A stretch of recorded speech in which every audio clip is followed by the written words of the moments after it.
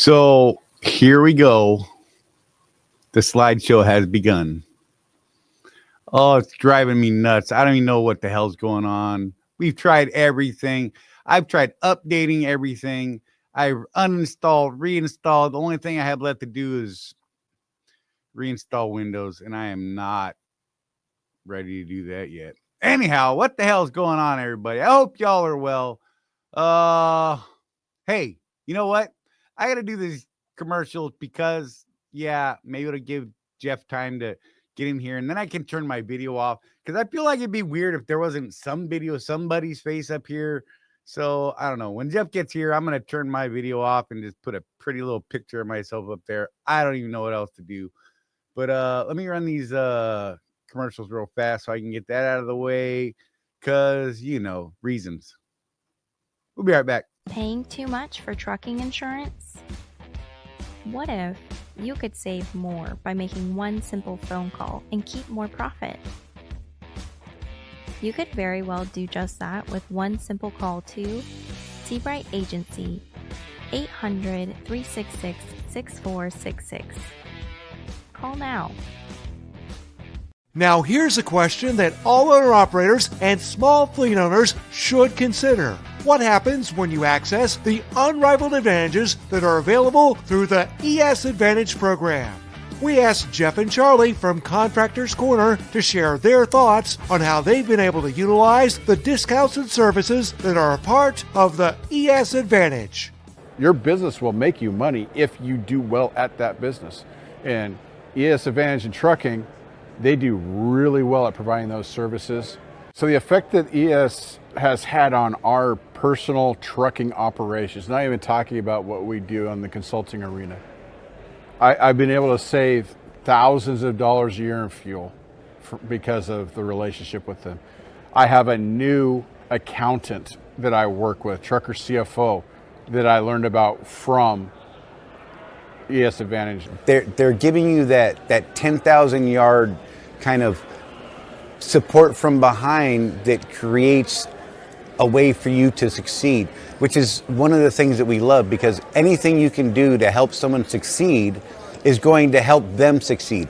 They make money by making sure you make money. Now, if you're an owner-operator or small fleet owner and you would like to learn more about how you can drive savings to the bottom line of your business, the ES Advantage program has the discounts and services that deliver the kind of unrivaled advantages that are designed to help you improve your overall operation. Get connected with the ES Advantage today.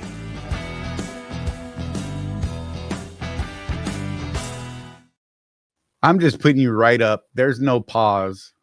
Dun dun dun dun dun dun dun. Bro, this is killing me. Look. You're here. There's a face. Someone can see a face. Bye. That's much better. Because it's driving me nuts, man. You know what I mean? It's like distracting. I'm looking at it. I'm like, You know, guys, now that I'm seeing it for the first time. I haven't actually seen Charlie in months. Are you Skynet now, Charlie? yes, I am. Don't tell me. It's our secret. I hear you, Mike. Oh, man. Oh, right. Bro, it was freezing down here. It was like 40 something this morning. Frickin' cry me a river. Dude, I'm like in a hoodie. I mean, you guys saw right before. I'm still in a hoodie. I'm in the house. Of course, I'm in the coldest room in the house, but I'm in the house and I have a hoodie on. I haven't had this thing off all day. The sun came up in Louisville at about 7:30 this morning, and it started warming up to 19 at that point. Yeah, no, you can have that nonsense, bro. No, absolutely not. I don't want it. We were in the 20s in Birmingham the other day with the snow and all that nonsense and ice, and then up to Huntsville, and it was colder, and I was like, the hell is happening? Canada was drunk, and it needed to go home. Yeah. Oh, man. Wow, we have a real question right out of the gate, Charlie. You see that? Let's just jump in because we got no format tonight. Let's just be real. I've been dealing with hardware issues and crap. Sean's asking me if I would ever lease to Swift again. I would absolutely lease to Swift again. A lot of people, if you don't know me, you don't know this probably. The only reason I left Swift to begin with was to learn a new business model. That was the only reason. I've got nothing to say bad against Swift. I made a lot of money over there. The potential in my new business model is to earn more money than Swift offers for now. And Swift will probably have an announcement for you on some new stuff in the next month or two, as far as new pay packages and stuff like that. That they might beat what I'm doing now, but Swift was a lot more consistent. That's the and thing I don't realize. and you know, Charlie and I have talked about it over the last almost year since I left Swift, and you know, there's a lot to be said for that consistency. You know, the mileage was really low there post COVID, but it's starting to pick back up.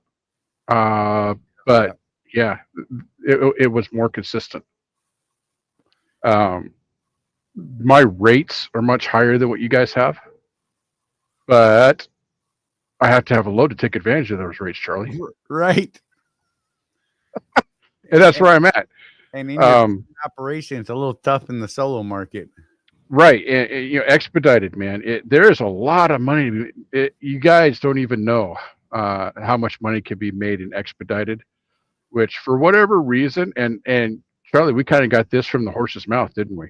Right. Swift's not interested in doing expedited. Nope. Not the way Panther and FedEx, Custom Critical, and those people do. You know, we talked to Kevin Knight himself, right? Yeah. And he said, "Oh, Panther, we almost bought them." And I said, "Well, why didn't you?" And he said, "You know, it just didn't fit into what we want to do."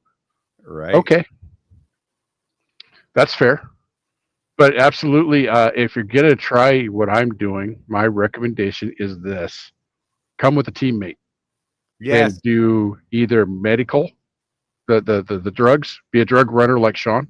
Yeah. Because that's what that life sciences is, Charlie. It's the prescription drugs that have to Right. be temperature controlled, or do the DoD, the military stuff.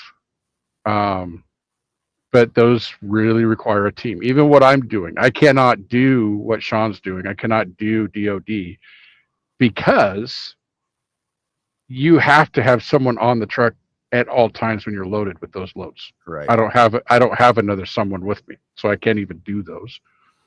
The solo market is kind of hit and miss,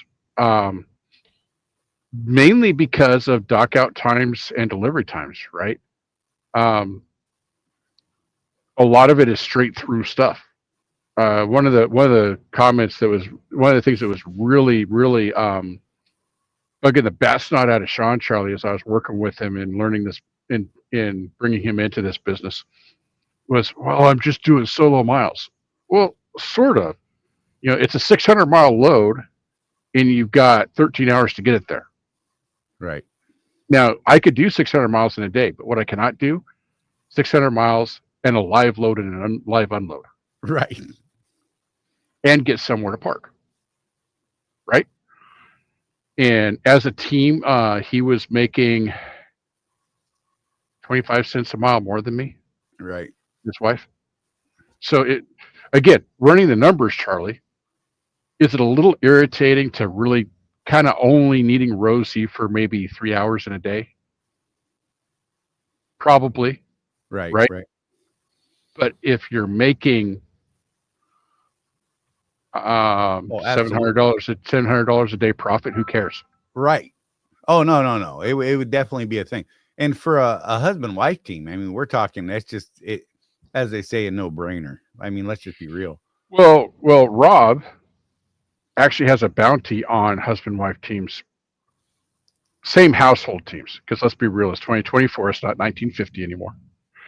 Same household teams, he's got a bounty on them. Right. He will pay you a bonus if you're a same household team, because that's where the money is. Like you and Rosie, right, Charlie? Your money is your money. You're not splitting it with anybody. One of the people in the office that I work with is calling me about once a month saying, "Hey, man, Yeah. we got another guy here. Do you mind running team?" I'm like, absolutely not. Well, you know, you make twice as much. No, I wouldn't, man, because I got to split it with the other guy. Right. I mean, when you're splitting it with your wife, it's You like, might make a little bit more just because you would have more consistent miles, but not enough right. to live with some other dude that you don't want to live with. Well, you've sat with me in my trucks. right. You know all the stuff that I have in here. I don't Right. have room for another guy You because got too much crap. I've got the kitchen, full kitchen in here, my big freezer, all the stuff I need to stay alive because I've got the beaties, right? If I just put another guy in the truck, I end up eating McDonald's again, and I probably wouldn't pass my DOT. Right. So what good does that do, right? Hey, Sean followed up. So would you bring an outside truck on or lease a truck off them, used or new? You know, funny you should say that. So here's what I would do, Sean. So let's say that my 16 wasn't sitting in my backyard needing a transmission work. Okay. Ideally, I would have brought that onto Rob's fleet to get under his contract because his contract is negotiated higher than I could get on my own. And this is something that this is something that Swift doesn't do, right? But he's Charlie? talking about coming back to Swift. If you came back to Oh, Swift, man, that's a tough one. right? Let me answer it in two parts because I still haven't had somebody look at the 16. I need to do that. But let's say the 16 only needs $5,000 worth of work and is road ready again. I would absolutely take that truck back to Swift. Right. Let's say it needs $30,000 worth of work and I don't have it. I would lease a truck from IL. You know, again, running the numbers. And then I would probably do something sneaky, Charlie. I'm going to say this out loud in public Nick. because they don't listen to the show anyway over at Swift. I would probably make some kind of deal with them and say, hey, how about one of those 1 year, 18-month leases? And talk to them about, look, the 16, it is older than you like, but here's the work I want to have done to it. Right. Can I do an 18-month lease so I can raise the money to get the 16 back up and running and then lease that on and see what they say? Right. So it depends on who you ask. Right. The other question would Swift allow your 16 back after being gone? So I bought it from them. So that's a factor. They would want to see the maintenance records on it, which they have. The only maintenance records they wouldn't have on it are anything I've done since I left, right? And that's an easy one. I just show them what I did to the truck. You know, I did this, I did that, and I did that. Because here's what Swift's mainly concerned about. Because we've seen people, Charlie, Yes. bring on like trucks like Chewy in the last year or two. But you know what else they have is they have a receipt saying, look, I just had an in-frame done. It's a brand new engine. Right. All Swift really cares about is the reliability of that truck. Are you going to be able to run their freight and not break down all the time? If you could show that the maintenance has been done on it, they will make exceptions. But you got to talk to them. People think, oh, it has to be this or it has to be that. The key here is talk to them. Right. And I'm not saying talk to Michelle as much as I love Michelle. I'm saying talk to corporate on that one. Because I don't think that the recruiters have the decision-making power to make that call. I think they have to go within that what the book says, right? Right. But if you call Brett and say, "Hey, Brett, buddy, remember you gave me a hug at Doll last year and Right. and snubbed Charlie? Yeah, I Right. want to bring the 16 back." And he would be like, "Well, let's talk about that." But I think that the recruiters themselves, I don't think they have that kind of leeway. I actually talked to Michelle about it once a couple of years ago. And what she said was that she would have to go to Brett and find out. Right. It was her answer at the time. I don't think that's changed. So yeah. The other thing they don't want to do is give you a loan to fix your truck because they did that in the past and got totally taken advantage of. Yeah, they had a bunch of people that came in with old trucks that needed in frames, never ran a load, rebuilt the motors, and left, and never paid Swift back the money. That's what put a end to old trucks being easily brought in. That Yeah. was lame. And again, so I don't know, Charlie, if Joe Blow that they don't know, hey, I made a rhyme, would get that deal. Right. But I would absolutely leverage the relationship that I have with Swift over 17 years of working with them to see what I could do.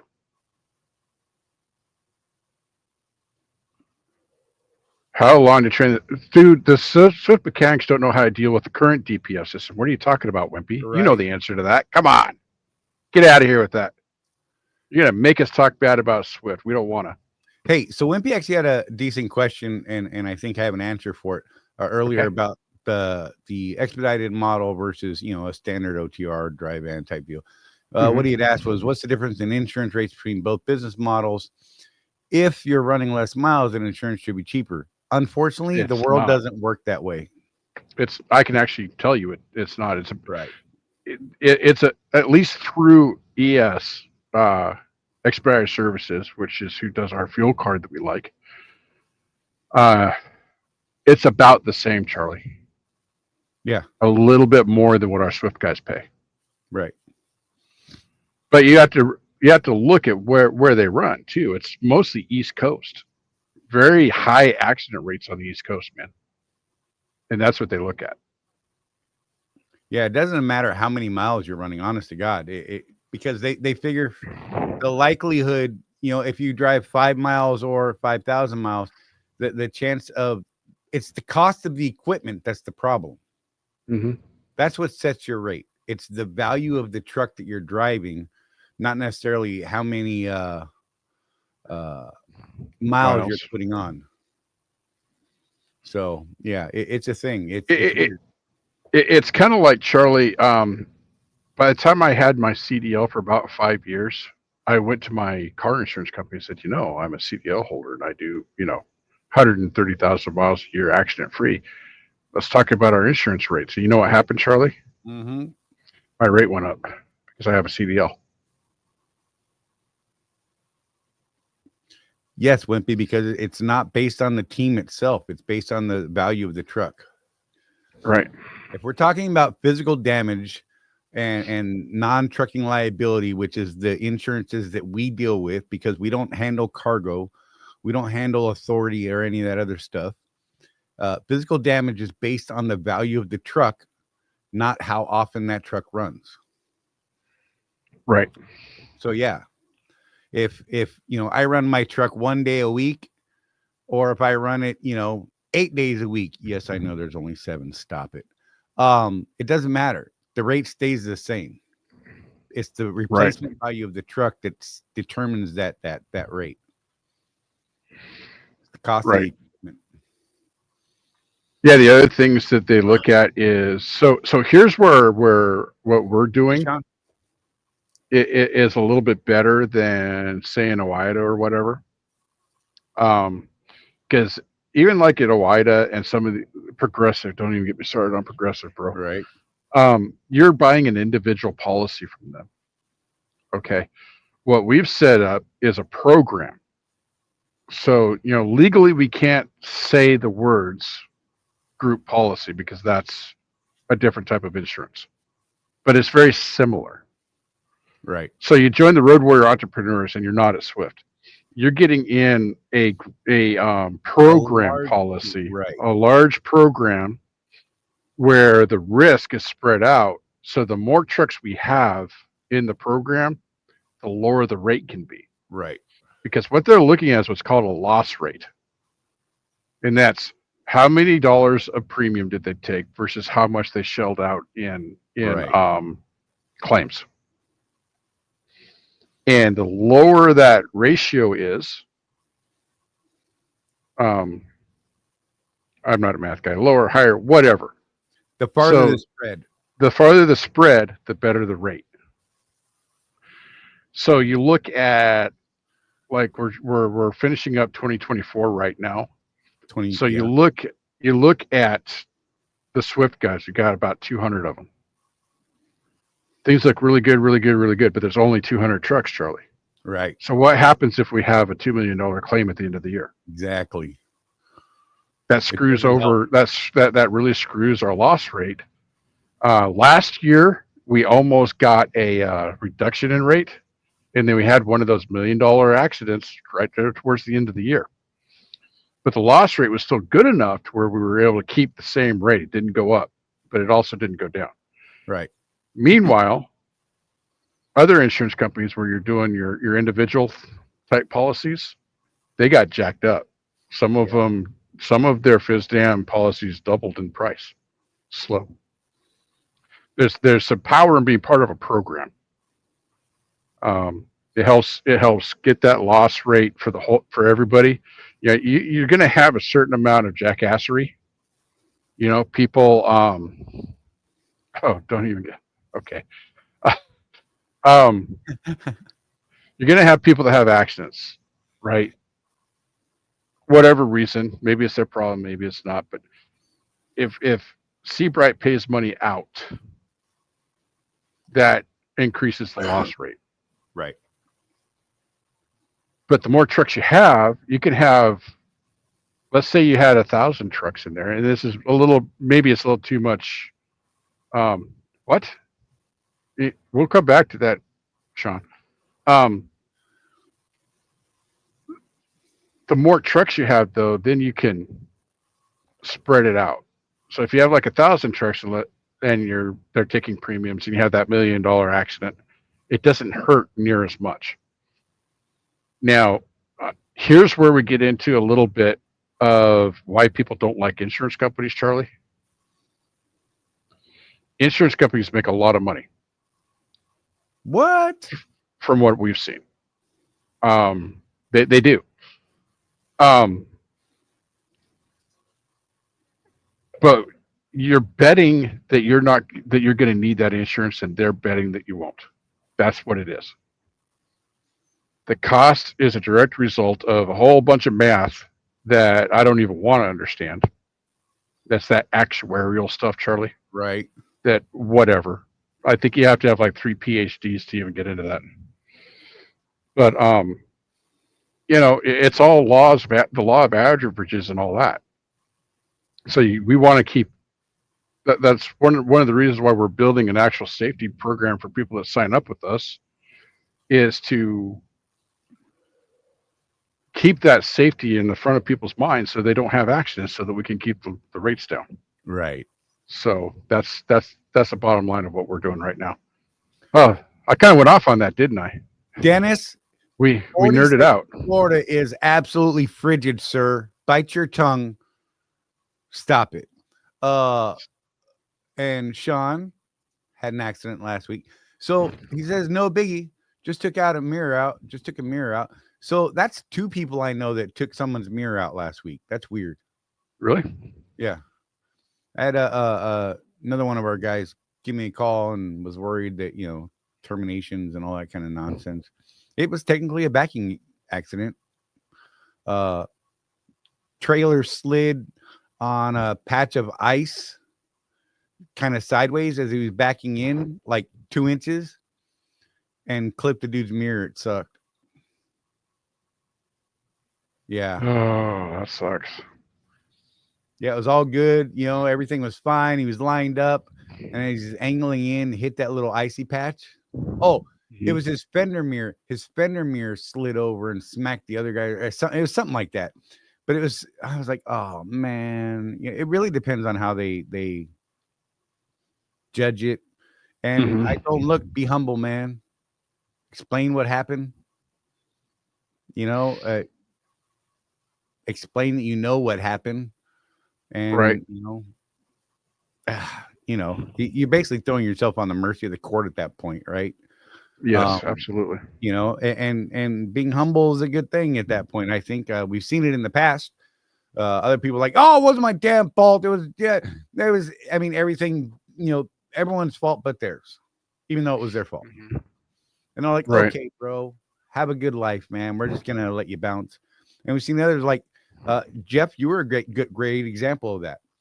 With your 180 down the interstate that one time. You're like, man, bad things happen. I know what went awry. And, we'll never do that one again. Right. No. Well, you and I were just talking about that was a good 5 years ago now, and I'm still gun shy in the ice at night. Right. Something happens, right? And you just don't have the cojones that you did before something like that. Right. Little reality check. Thankfully, I only broke my hand and didn't get seriously injured. So that's something too, Charlie. You know, I didn't even think to do an OCAT claim on that, even though I was injured. Right. I don't know if I told you, but so my hand hurt all the way home. Right. And then finally Dawn's like, you're going to the doctor, because she does that. So I did. And sure enough, my hand was broken. And I'm telling the doctor, I'm like, yeah, you know, I mean, 2 weeks ago, broke my hand, I guess. I didn't realize that's what it was. And the doctor was like, so you've just been working with a broken hand for 2 weeks? I'm like, yep. Yep. I don't know. You, man. I buddy taped it. You know. I used one of my plastic spoons I have on the truck and some Gorilla tape, and I buddy taped it really good. Right. So whatever. Yeah. Stop talking, Sean. The only real problem I had was trying to get the fuel pump with the 2 fingers and a thumb. That was kind of interesting because I was too dumb to use my other hand. Right. Forgive me for a moment. I'm gonna be quiet for a minute. I gotta fix something here. Uh-oh. Charlie's fixing stuff. I'm helping Sean, even though he doesn't know I'm helping him. Oh, okay. So yeah, one of the things I'll say about the insurance, you know, Charlie and I will nerd out on it because we've learned so much in the last couple of years working with Seabright. But it's really opened our eyes into how it all works. And I think you guys would do good to learn a little bit more about it. And I think if you do learn a little more about it, you can make better decisions for your insurance. Maybe you go with Seabright as a result. Maybe you don't, but you're sure as heck not going to go with like a Progressive or even an OIDA. Because once you understand how all the coverages work, you're going to want something a little bit better. Because again, you're rolling the dice, right? It's a big gamble. You know, who's gonna pay what? You know, thousands of dollars a year in insurance. You're betting that you're going to need tens of thousands of dollars in compensation when something happens, and they're betting that they can just invest that in the stock market and make money on your premiums. That's how it works. I can't imagine what Southern California is going to go through with the insurance down there right now. Oh, holy crap! Dude, that's going to be so crazy. I mean, you know, last time something huge, I think really huge, you know, Katrina, huge, right? Insurance companies went bankrupt after Katrina. Yeah. So I don't know. We're talking about some multi-million-dollar homes down there. I think there's going to be some issues with the insurance. There absolutely will be. It's going to make everybody's rates go up everywhere again. Mm-hmm. You know, I mean, good Lord, man. And anyone in one of those questionable areas, that you're absolutely going to be screwed again for a while. So, I mean, look, the back-to-back hurricanes in Florida actually helped with that this year. So, I mean, you know, we had entire cities that were underwater. Yeah, thanks, Charlie. Yeah, you're welcome. We do our part too, you know. I live 2 blocks away from a flood area, so I'm okay. But right. Yeah, that's something that's kind of new for me, is having to have flood insurance. Because, you know, even though I lived in Oregon, I lived on the top of a hill. So we overlooked the Columbia River Gorge, beautiful place. I made the statement several times that if it flooded at our house in Oregon, it was time to look for Jesus. I'm just saying. Right. That's just the nature of where we lived. So we did not have flood insurance for 18 years. Then we move into this valley, the Great Salt Lake Valley. Oh, well, we have to have all this stuff we never used to have. So I deleted your descriptive comment, Sean. What? For smart reasons. You're welcome. Oh, what I okay. did. I gotcha.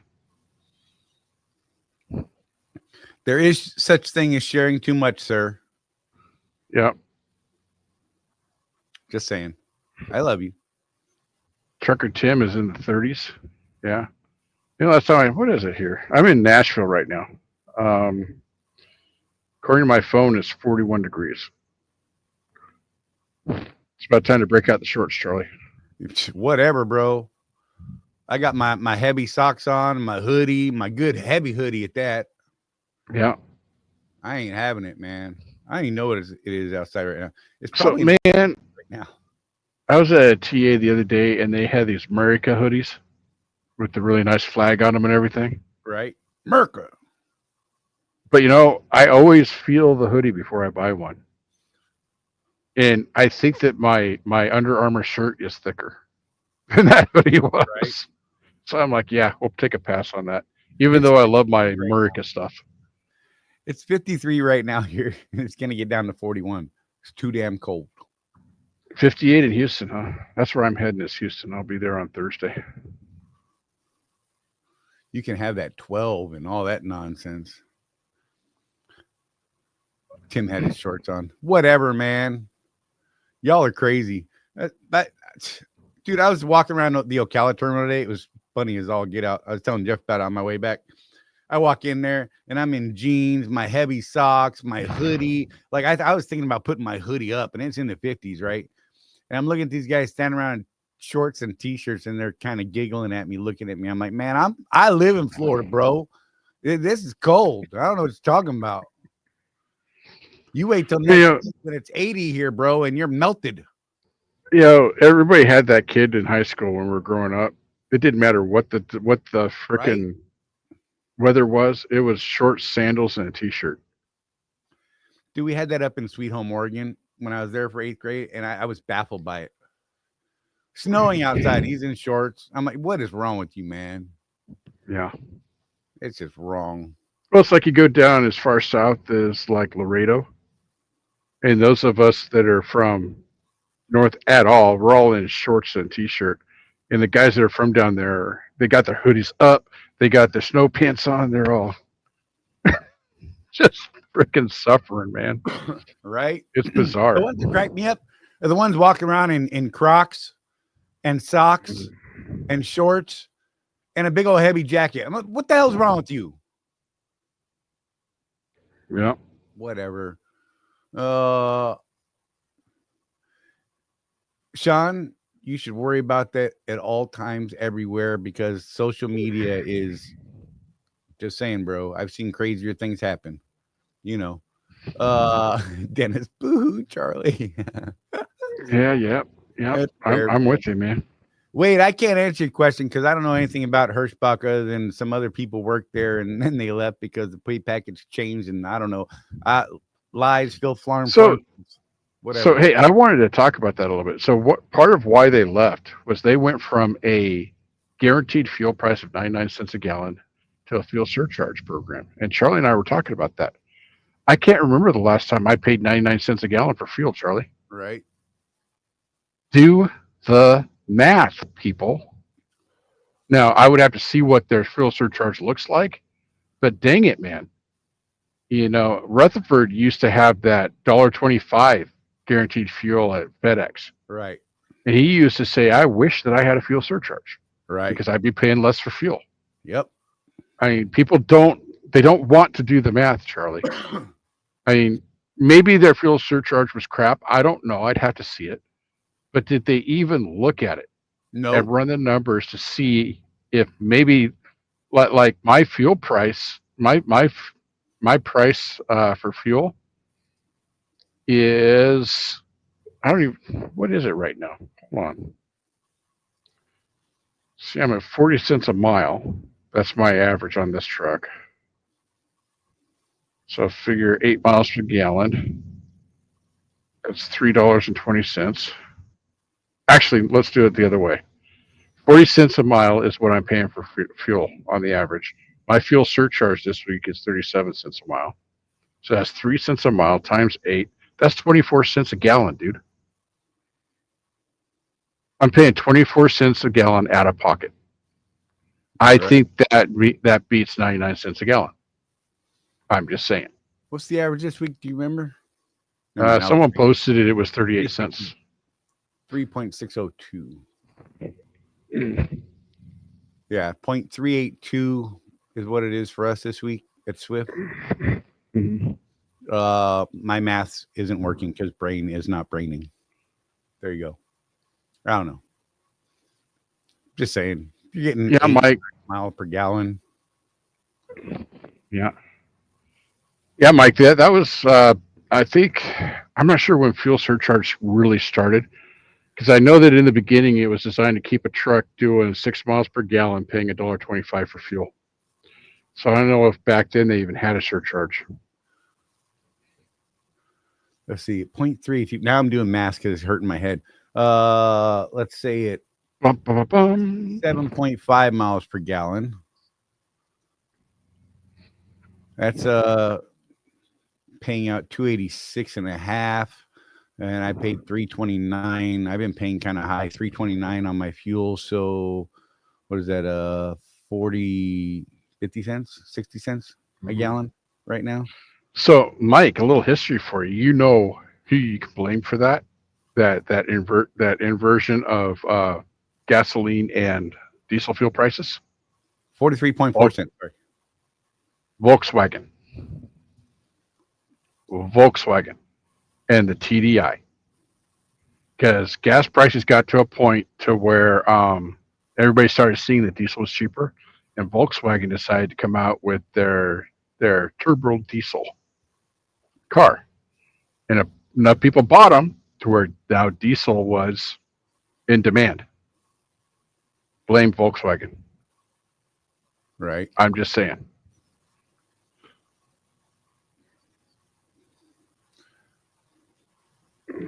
Oh wait, what? Those two guys that we're talking about apparently said that the guarantee was gone. They were going to fuel store. I don't know, man. Look, it's too much to figure out, bro. And I'm not trying to sort out other people's nonsense. Yeah, I mean, if there's anybody here, again, we realize that we still have mostly Swift guys here, and that's great. We love our Swift people. But if you're at another carrier and you want to reach out to us and tell us what your deal is, we would love to hear it. Right. Because we get asked all the time, hey, let's be real, Trey. We hear it all the time. Man, I'm done with Swift. Where do you think we should go? Right. Well, I don't know. Do some research. Call some carriers, see what deals they have. And if you guys could let us know what deal you have, we could pass that along. And maybe, here's what we've learned. Contract so we can read it. That's helpful to us. Yeah. So we can go over that stuff with people. Because here's one of the things that I've learned, Charlie, especially going to a different carrier now. I was actually thinking about it today. I'm looking around my Western Star, which is a pretty nice truck, but I still just drive a truck. Right. It's not all that much different. Right. I have a little more downtime than I did at Swift, but my rates are higher, so it's okay. And we've always said that all things being equal, you're going to make about the same no matter where you go, right? Maybe their lease is a little higher, but their pay is also a little higher. Or maybe they're, like in my situation, the rate is really a lot higher than it was at Swift, but they don't have the miles. So you end up making about the same. So here's my math results. Ready? Uh-oh. So at 7.5 miles per gallon with my fuel surcharge this week, I paid oh crap, I lost the screen. History. 0.434 cents per gallon. Right? If I was doing 8.5 miles per gallon for the week with the fuel surcharge, I would be paying 0.052 cents per gallon. So a nickel a gallon after fuel surcharge. So, guarantee me 99 cents. I'm good. I'm going to pass. I'm paying less than that with my fuel surcharge. Again, don't know what the real contract was with those guys because I don't know, just shade, whatever, nonsense. Nobody ever wanted to show anything that was real. Whatever, man. One thing that we've always done is we've been open about contracts. I'm not going to sit here and go over specific settlements with you guys. We've done that in the past. Whatever, man. I can tell you what to expect at a carrier like Swift. strictly because I know what the contract is and what you can expect mileage wise and things of that nature, right? I'm not guaranteeing you jack. I don't know what kind of person you are. I don't know how you work. You know, as far as referrals and all that kind of crap goes, whatever, man. Swift pays a fat referral again. It's $1,500. I mean, I wouldn't say no to it, but I can tell you that over what have I been there since 2008, whatever the math is, 15, 16, something like that years, November. I've had 5 referrals, maybe 6. Couple of those were when it was down at 500. I'm not a referral chaser. I'm not telling people to come here because whatever. I tell people that I like what I do. I like who I do it with, and I like where I do it and the control that I have over my everyday. Right. Right. I'm not one of these guys that's out here telling you, hey, man, come to Swift. It's great. I haven't pulled the load yet. Jump in, bro. Make sure you give my name. Just saying. I really, really wish you could see my face, because you would see the absolute disdain in my face right now, I think, for people who have done that in the past, and they've inflated their numbers because they were making these referral monies and all this other nonsense and whatever, man.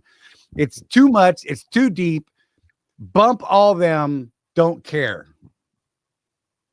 Because I hate when I get calls about what other people have said about this or that or that or this. And I'm just like, yeah, bro, send me a contract. Don't tell me nothing. Show it to me in writing. Show me the black and white. That's what matters. I can tell you how to operate that way.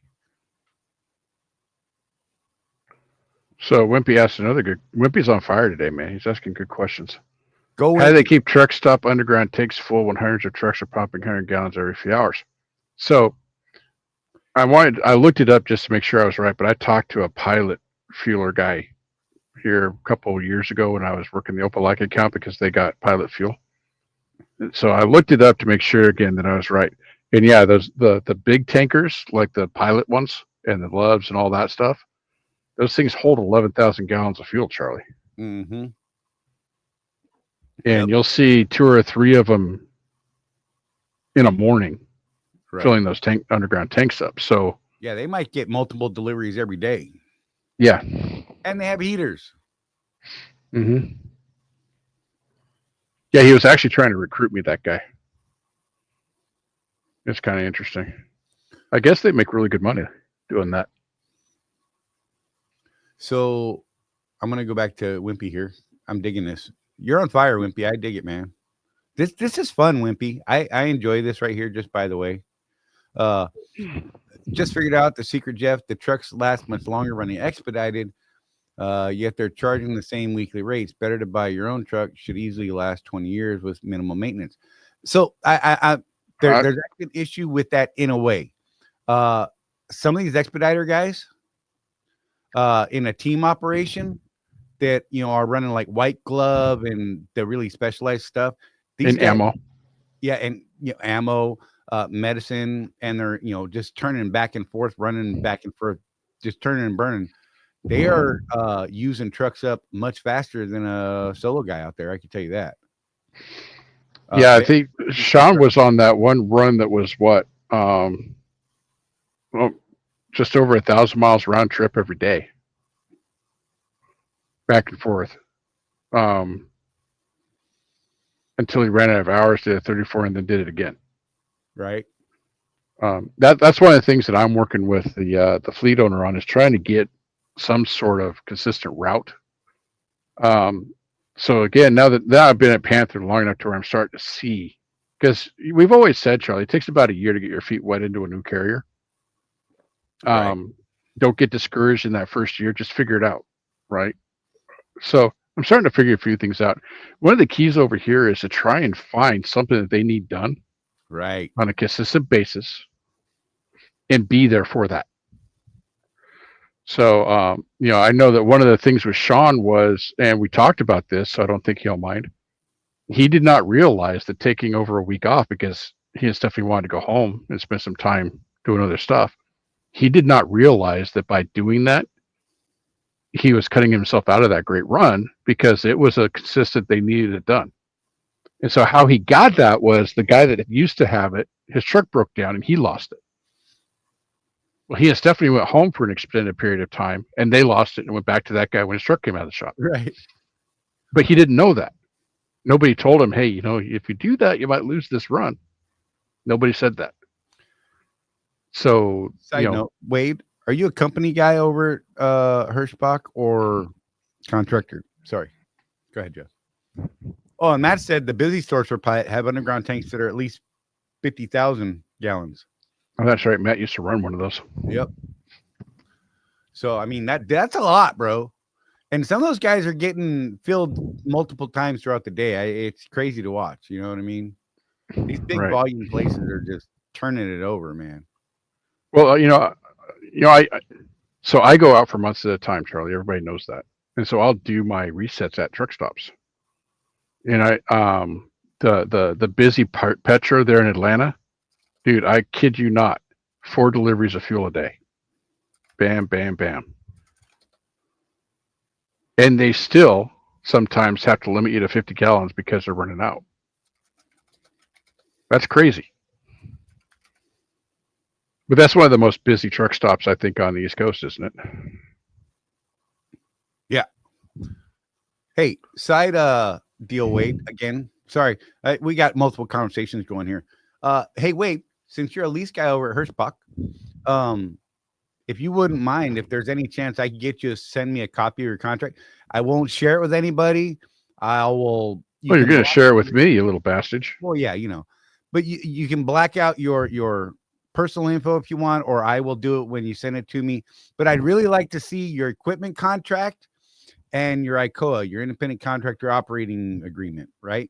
It may be rolled into one. That's fine, whatever. I'd really like to see the contract just so that I can make a real determination on some of the crap we've heard versus, you know what I mean?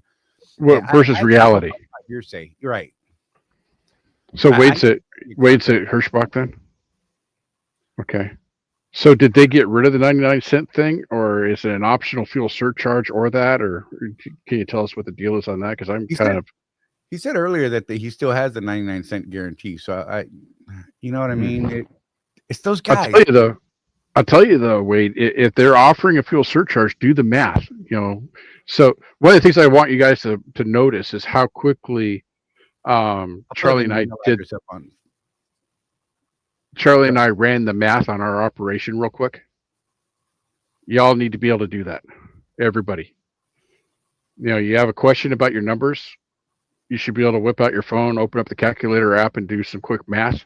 And within a minute or two, have your answer. That requires you to, like I like to say, read your ICOA like a Southern grandma reads her Bible. You need to know your ICOA. I technically don't have an ICOA right now. I'm a contractor and I'm renting a truck instead of leasing a truck, so I'm on someone else's ICOA. But I know his ICOA probably better than he does at this point. Of course, this is the one time Rob's listening to the show and he's going to call me out on it. Right. He's going to say, hey, man. Right. But especially so he's been in this business for a long time, Charlie. And, that's one of the things I will probably talk to him and others about. When was the last time you just read through it? Right. He's got a really great rate for his trucks. The other thing I've found here too, again, different than Swift, right? The rates that a fleet owner can get are variable depending on what they ask of Panther. I mean, we saw this with Heffa. What's her name? Yep, Wanda. She got a rate increase because she asked for it. She was doing a thing.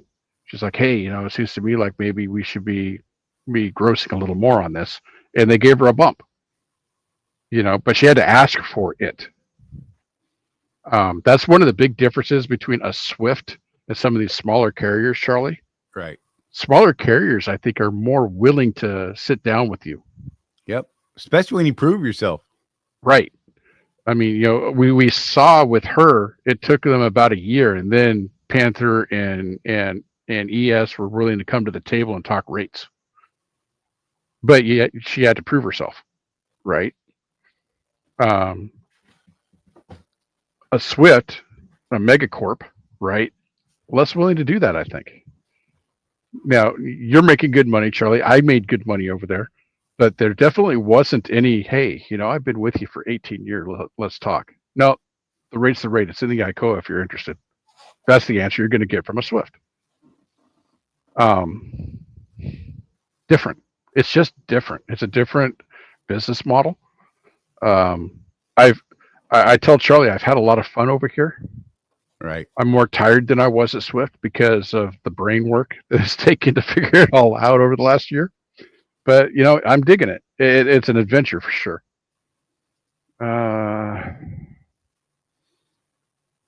Trucker Tim looked into Hirschbach. Right. What's funny, Charlie, is I never noticed their trucks until what happened. I know. And now I'm seeing their trucks everywhere. I used to see them here and there, and now it's like they're everywhere I look, and I'm just like, oh god. Right. Roll my eyes, and then I just feel like a jerk. Hey. Yes, sir. $2,500 a week without owning equipment. Just saying. Oh, stop it! Don't even go down that route. Now you're going to see those trucks all over the place. Right? Those hurt my feelings. So this would be a Wade question. What happens if you miss the 80% compliance on fuel stops? What does the price become? That doesn't apply to us. No, he was talking to Wade on the Hirschbach thing. Oh, okay. They have to get that 99-cent guarantee, they have to be within 80% compliance on their you can't see me air quotes fuel routing that they give you to hit their stops to get that thing, which tells me they're paying less than that. Let's just be real. Okay. Right. Right. He said fuel routing sucks when it's forced, usually gets stuck at tiny stops with 4 pumps. That's a thing as well. Mm-hmm. Yeah, I mean, look, man, Wimpy, you are on fire today, sir. I like this, Wimpy. So there was actually a couple of good questions and exchanges on the NOAA Facebook page this week, Charlie, believe it or not. One guy asked, what's the best fuel card? And you know what my answer was? Yep. It's not one card. You need to have multiple purchase options in your toolbox. Yeah. I told them I like my ES card, which right now that's all I have access to. But at Swift, I liked having the ES, the COM data, and doggone it, I'm getting old. The app. Come on, Charlie, help me out. Don't leave me hanging. Which app? The discount one where you prepay. Mudflap. Sorry, you made and I would shop the fuel prices every day, and I would get the cheapest price I could get, based on where I thought I was going to be next, right? Right. And you know what? I wasn't the only person that said that, with the exception of the ES card. Most people don't know about that for some reason, but have several options available in your toolbox. It was a really good conversation. The other one was a guy was asking about, so he wants to start leasing people onto his authority, and he wanted to know who pays the dispatch fees. Really good conversation, something I had never thought about before. Who does pay for that? And it has to do with negotiation, though, right? If you're going to build a small fleet under your own authority, I think that's absolutely a negotiation point. I think by the time you have maybe 5 trucks or so leased onto you, and everybody's happy with whatever it is you came eye to eye to, right? Maybe the carrier's paying all of it, maybe the contractors are paying all of it, maybe you're splitting it. I don't know, but once you've created this ICOA, right, that people like, I think you just go forward with that ICOA. I think that first couple of trucks, though, that's where the problems are, because you don't know. You got to feel out your own market, right? Right. You get those first couple trucks leased on your authority, and they're happy, and you're like, hey, that's working, so that's going to be my standard ICOA. And we're getting way off past Swift now, aren't we, Charlie? I like it. Wade said when you get out of that 80% range, they start threatening to make you repay the fuel at full price. Can't talk.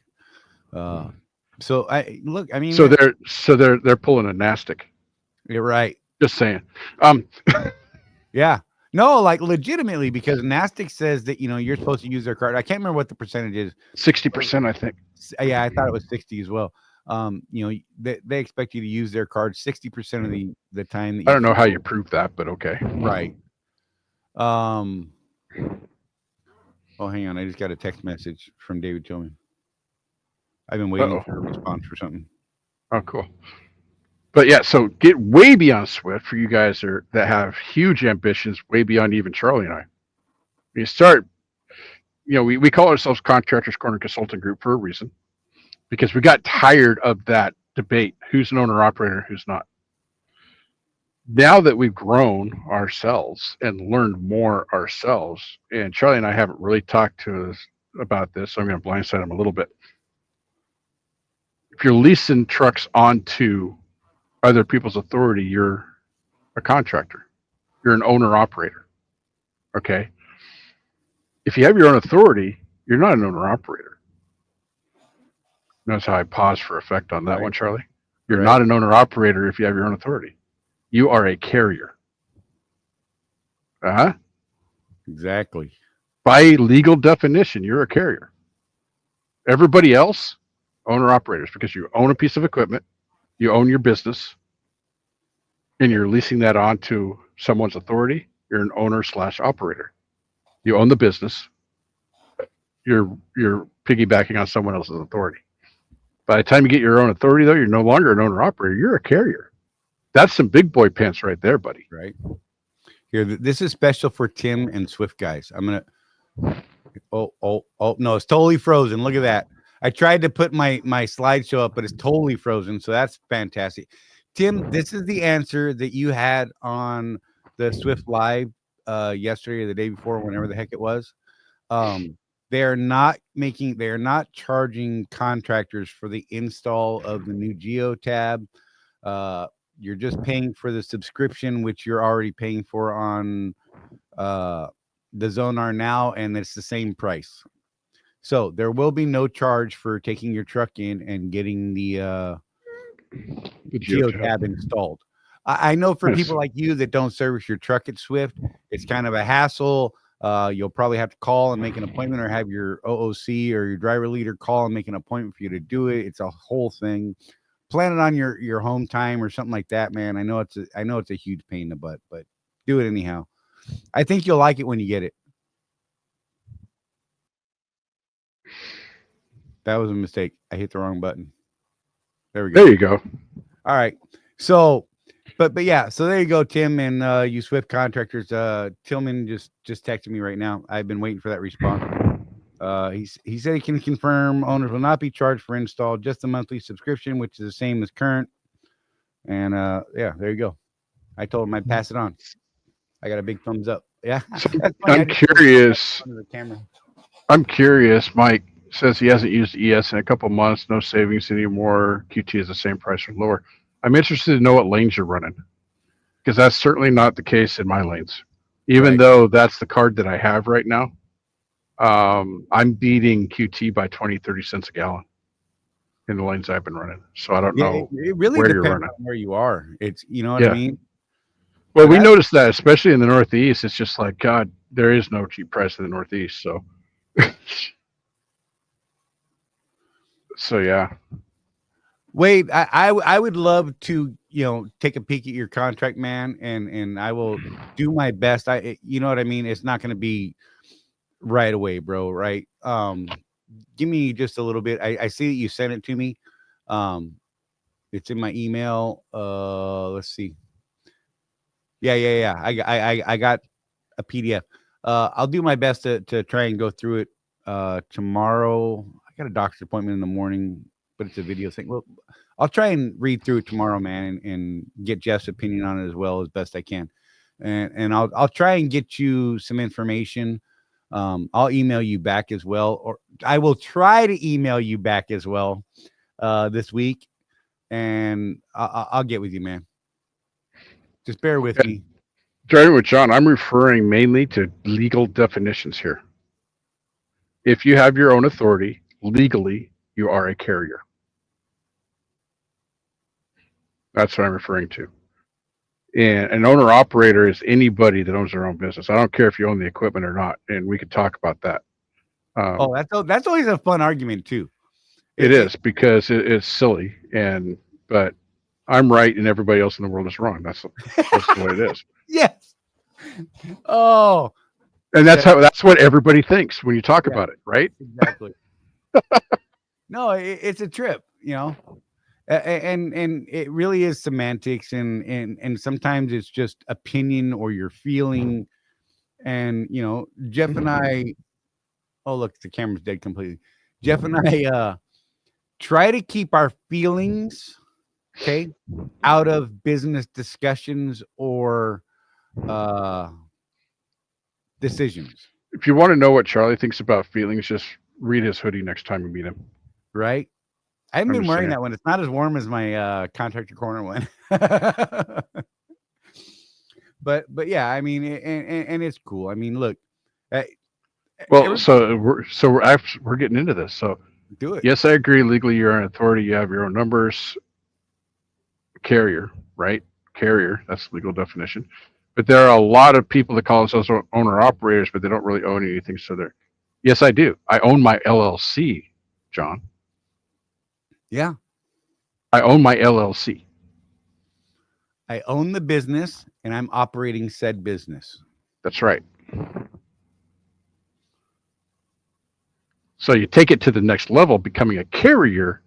That's just the next level of owner operator ship. Next level of Owner entrepreneurship. operate dum.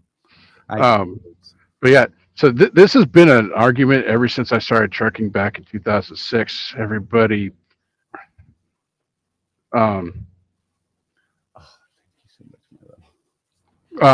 everybody's got a weird opinion on it. So here's the thing. Entrepreneurship is what, Charlie? Owning a business, running a business. Right. Leasing to a carrier or not. How you get your equipment is immaterial. Some people lease their equipment. Some people buy it outright. Some people get a loan. Some people rent their trucks like what I'm doing. But I still own my LLC, my S Corp. My name is on the business. When my fleet owner, the guy that has the ICOA, pays me, it's a business to business 1099 that goes from his company to Mortco Transportation. That's my business. Doesn't go to Jeff Morton, it goes to Mortco Transportation. John, I think we agree here. He said actually the biggest way to know if somebody is an owner operator is if they're operating their business and driving a truck, or if they're a truck driver operating a business. And we know an awful lot of people who are paying for a job in a leased truck.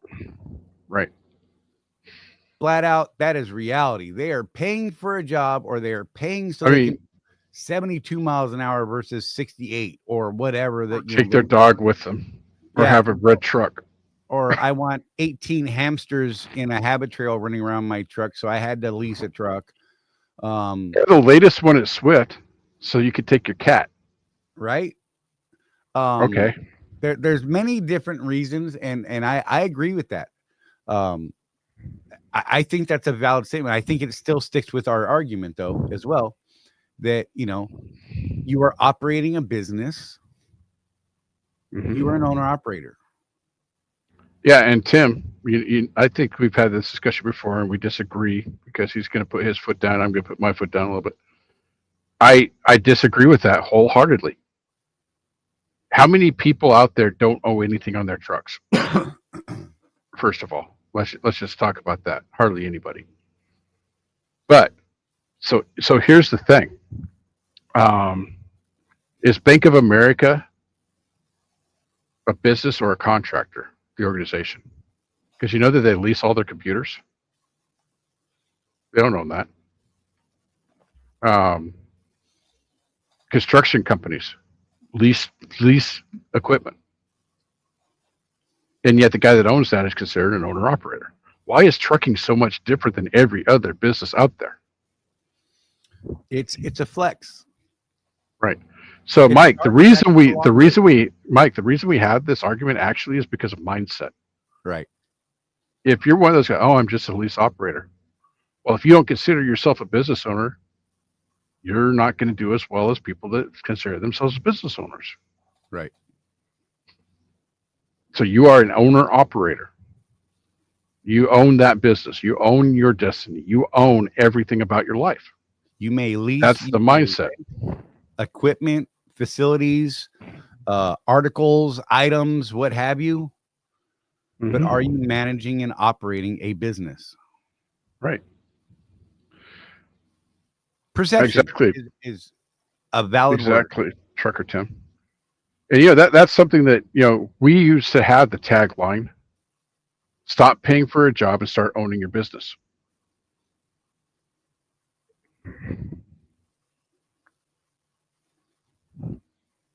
If you can call up a company Sorry, we both clicked it. for a repair or solution, you are not your owner operator. I'm going to call BS on that too. Right? So what if my contract that I have with a carrier allows me to use a service that they offered to me as a condition of being on their authority? Right? To me, that's just smart contract. So yeah.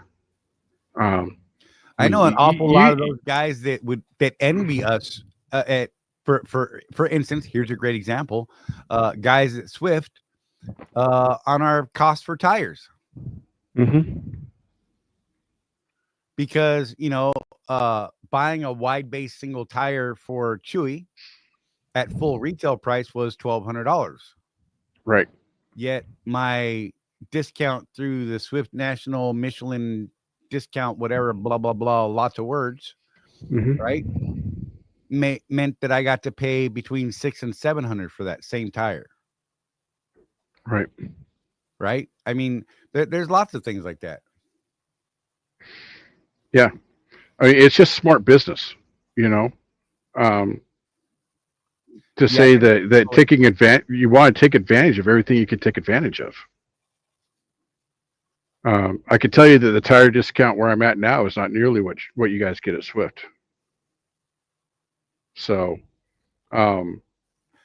we get like $100 off per tire at Love's. Right. That's it. See, Ida's one of those people. That's exactly why she got her first truck. Yep. The cat. That's a thing. That's a thing again, Ida, in the Swift drivers group. People are asking about taking their cats, and Swift says no. So people are thinking about going owner operator so they can take their cat. Just so they can have a cat in the truck. It's so bizarre, but okay. Yeah. Tim, it is absolutely open to interpretation and perspective. One of the reasons that we are so adamant about our use of the words is, like Jeff said, it's the mindset problem. Right. Because we've seen so many people, if we can get their mindset changed to where they are a business owner operating a business, trying to make an actual profit, and that Swift is not their daddy Warbucks, and get away from that type of mindset, people do much better in that business. And I mean, we see it. As soon as we see, you can see the mindset, you can see the change in their settlements when they share them immediately upon that mindset changing. And the way that they deal with everybody that they deal with on a day-to-day.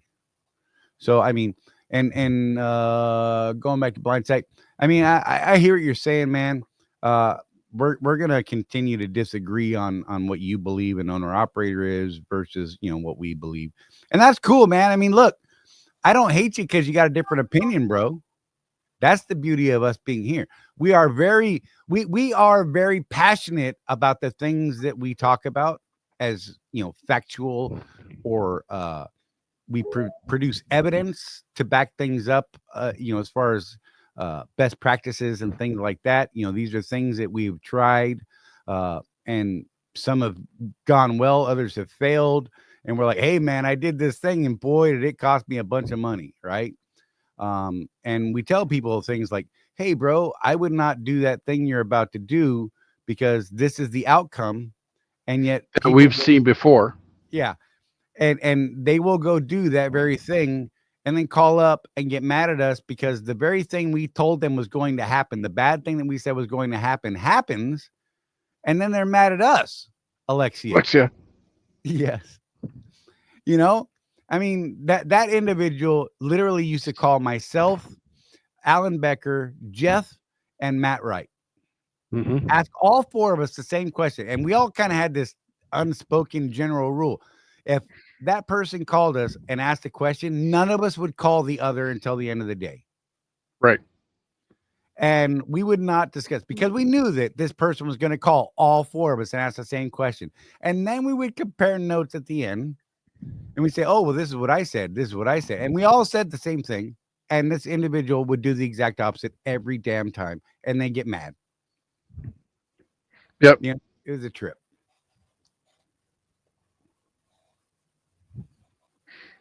Let's see. Blind Sight. Nobody's gonna bail me out anyways. Someone told me to come check you guys out for information. Hey, cool, man. Yeah. Look, we're pretty focused on the Swift stuff today. It happens. I mean, because I'm contracted to Swift. That our life does not completely revolve around Swift. I know some people think it does. We work with a lot of people outside of the Swift realm, and we work with people that have their own numbers. We work with people that own their own equipment, buy it, whatever. I mean, we've got Small people fleets. small fleets. And I think it's good to have conversations. And I think it's good that people, come in and say, hey, man, here's my opinion. This is how I've operated. And these are my results. Right. And it helps us all do better, man. I'm not going to knock you. Sometimes we get folks that are a little, let's be real. They're a little, Argumentative. stringent. Well, yeah, something. They are not open to a discussion. It's their way or no way, period. That's why I say, a lot of people we talk to, I'm right, everybody else is wrong. Right. But it seems to be the go-to, right? Yeah. Well, I heard on the CB. Oh, stop. Oh, buddy. I was at the lunch counter. Oh, just stop it, bro. Show me numbers. Let's sit down and talk about, contracts. Let's sit down and talk about hard numbers. Let's talk about your actual operating expenses. What are you paying for fuel? How fast do you drive? And why do you drive so fast? Is there a benefit to it, or is it costing you more money? Right. If you just like to drive fast, whatever. Just understand that it probably costing you more money on the bottom line. Man, I was at a TA fueling up the other day, and this guy was excited because he just hit third gear. Yeah. And he left, and I'm just shaking my head like I do. You've seen me do it, Charlie. Kind of whatever. And the guy at the cash register is like, hey, what's up, man? I'm like, well, if I got to third gear, I would just stop driving. I do not use that much fuel in a solo operation. Right. Ever. Sean wants you to check your text. I don't want Sean, to. we're doing a damn show. Good Lord, man. But I still love you, bro. I got nothing. He was asking me about BOIR the other day. I hope you got. I sent you the website for that. Wade said, now you two have sparked my interest about coming back as a lease, but I need information about the lease. So, as the non-Mr. Swift of the group here, Right. I'm going to say, Wade, hold off at least until they reveal what the new ICOA is going to look like, You're right. and let us go through it so that we can tell you what the ins and outs are on that thing. Right. We think it's going to be good, but we have to see it first. Everything could change on a dime. Let's just be real. Yeah. Until we know, we don't know, we think. Blind sight, sir, ma'am, whatever. I'm just assuming gender. I apologize. Whatever. I'm rolling my eyes. Trying to get us canceled. Yeah. We should always be willing to be wrong. If we are all right to a fault, then nobody can be wrong. Abso-freaking-lutely. Look, I have been wrong. I have been wrong on some big things. And Mhm. I absolutely will eat crow and say, man, here we go. Here's the proof how wrong I was. This sucked. It hurts my feelings, but you know what? It's going to fix my pocket. Mhm. It's just real. Too many people are unwilling to be wrong at any point in time in their life, especially in a social media setting or on something like this, where they can hide behind a name. And I'm not cutting on you for your tag name here, Blindsight, but Jeff and I use our real names, right? We are absolutely open and transparent about who we are and what we do and what we've done in the past, and most times about what we're doing in the future. Jeff and I even have little side projects that we're both working on right now for other things that both of us wanted to do, just to get our brains right and focus on some things. I think that there needs to be the ability to have a conversation, to be able to disagree and not throw knuckles. Far too many people want to throw knuckles when you say, no, man, you're wrong. You think I just punched your mama in the junk. Wow, I had to curb myself there. That was going in a weird place that was not going to transfer well. Anyhow, be proud of me, Jeff. Donna, you should definitely be proud of me because I was going weird. Anyhow, but too many times we can't disagree. We just it's crazy. I don't understand that. I mean, be passionate. Stand by what you believe in, but be open to finding out that maybe you're not 100% correct. Maybe you are completely wrong. Sorry, I could go off on this all night. It's crazy, and people would be like, "Bro, I'm out." Click. So but hey, check us out, man. Pass this around. I mean, if you know people that are interested in this kind of stuff, by all means, please share it. And if you think we're just idiots, then that's cool too, man. We dig the engagement. I mean, I'd ask that you be respectful. We always try to be respectful. I ain't trying to call your mom out or anything like that. That's weird. We're talking business, and just because I'm contracted to Swift, I would hope that doesn't change your mind about my business savvy.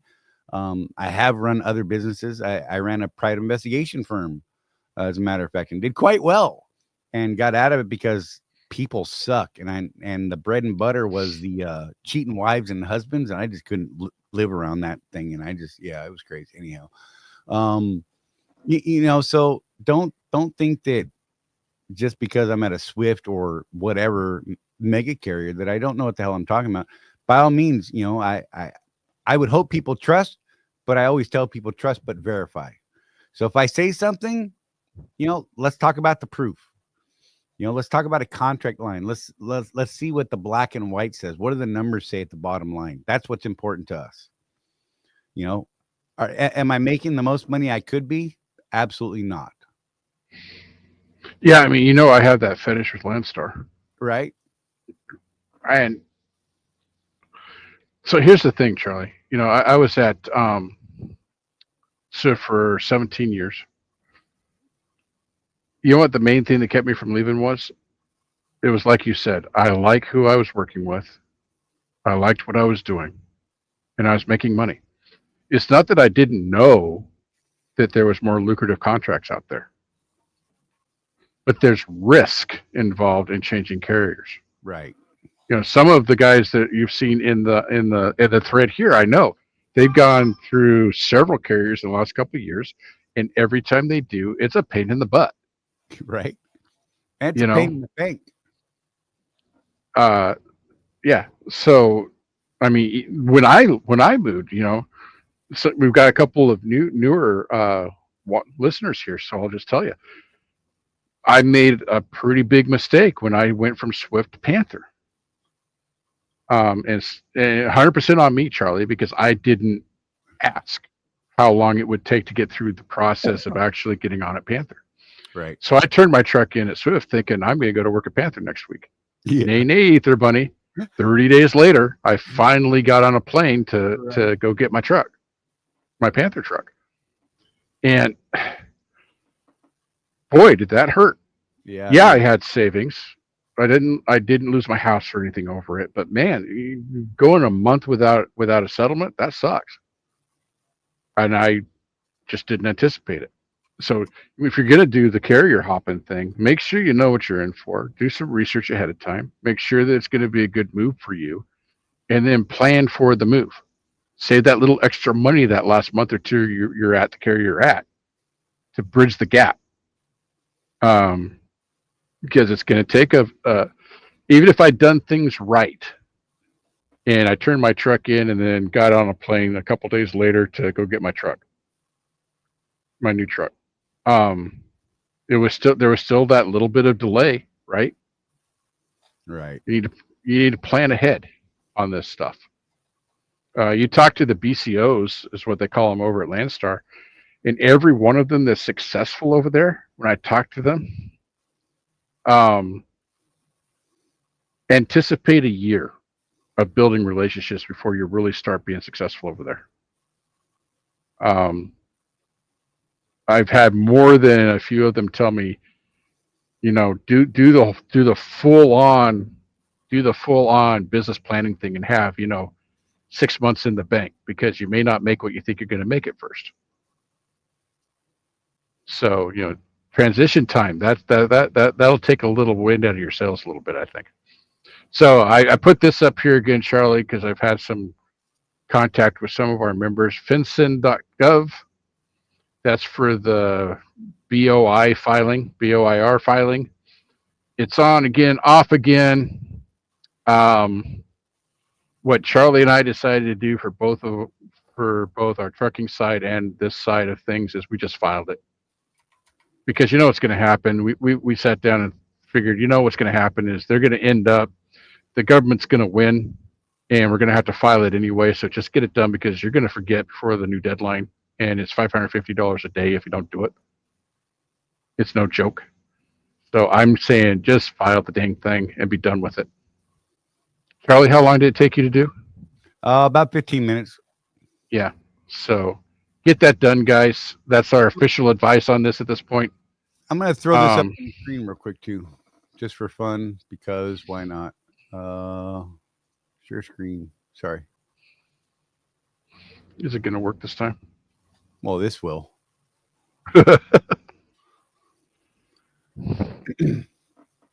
So FinCEN.gov/BOI, the latest news that they have on it. I don't really know. Let me see if I can make that bigger. Might help a little bit. Alert: ongoing litigation. Texas Cop Shop Incorporated et al. V. Garland et al. The last update was January 2nd. Based on that, they're still waiting. That the BOI reporting is not required yet. You can do it voluntarily, but it's been on hold since December 26, 2024, while it's going through the Fifth Circuit of Appeals. So there you go. I mean, you can go over there and check it out yourself. I also just signed up for the updates from FinCEN directly to my email, only about the beneficial ownership information stuff. So that's going to start coming to my email. I'll be able to get those updates, and I'm not, a couple hours behind like I have been. Sometimes I was a day or two behind some of the updates. But yeah, FinCEN, FINCEN.gov/BOI will take you to this page. Be careful about going anywhere else for BOI stuff, because there's a lot of shady things out there. Yeah. If you do a search for it, make sure you're going to FinCEN.gov, because there's FinCEN.org, there's FinCEN.com, all sorts of weird stuff out there.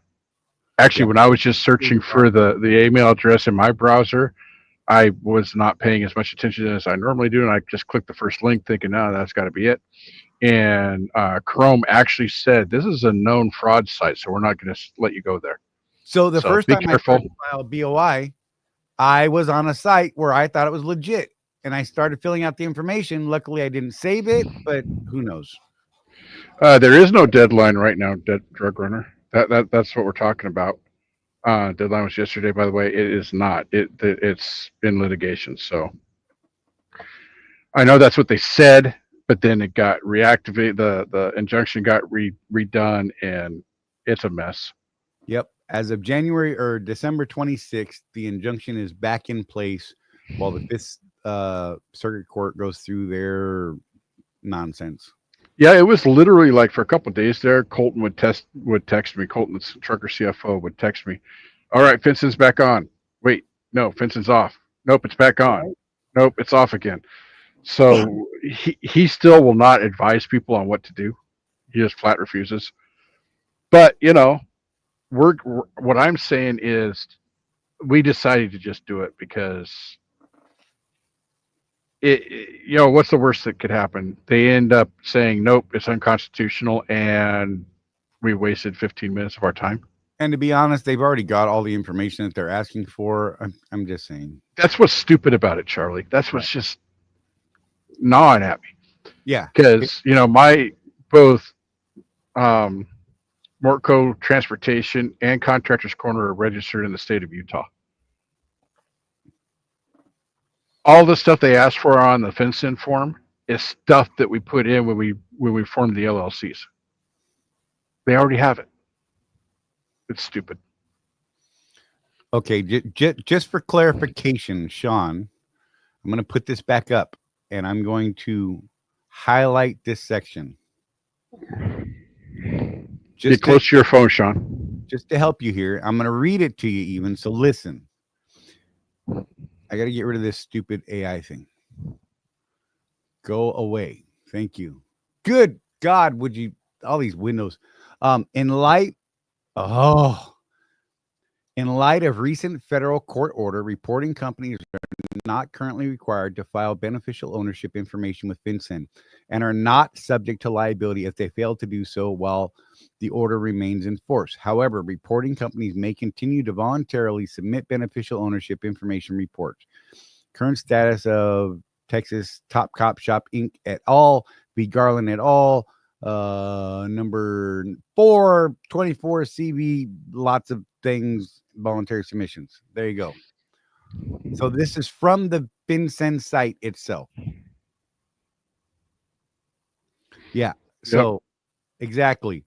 Different site than the government site. The government site is the real deal here, bro. Yeah. So, hey, welcome back, Blindside. And you know, you can pay like as much as I love Trucker CFO, he's going to charge, what was it, $150 to do it? I think it was like 200. It's pretty 200, standard. whatever it was. I mean, it literally took Donna 15 minutes to do each one. So I don't know. I get why people are charging. And if he's going to do the work, he needs to get paid. Right. I'm saying that, you know, a little caveat emptor, you know, if you want to pay someone to do it, it's going to cost you. I'm saying it's not that hard. Right. I mean, you know, but then again, Charlie, you know, when we formed our LLC together, our partnership, we paid $295 for that service. Right. A lot of people do that on their own and think that we're dum-dums, right? Right. But I tell you what, we had them draw everything up, including the partnership agreement. Right. Nice and legal. And all Charlie and I had to do was DocuSign that we agreed. Right. And it got filed. And literally, like within a week, we had a partnership for Contractors Corner. I don't know how long it would have taken me to use LegalZoom to do that. Right. And, you know, here's the other thing too. So LegalZoom, I looked into them to do everything that CFO did for us, Charlie, would have cost us about $200 anyway. Right. I don't know. I used LegalZoom to start my trucking LLC. How did that go? It was fine. It went quick. Honestly, it was like an overnight type deal. Registered with the state and all that kind of nonsense, and I paid for expedited service on the whole 9 yards, right? So it was literally like within 24 hours I had it all.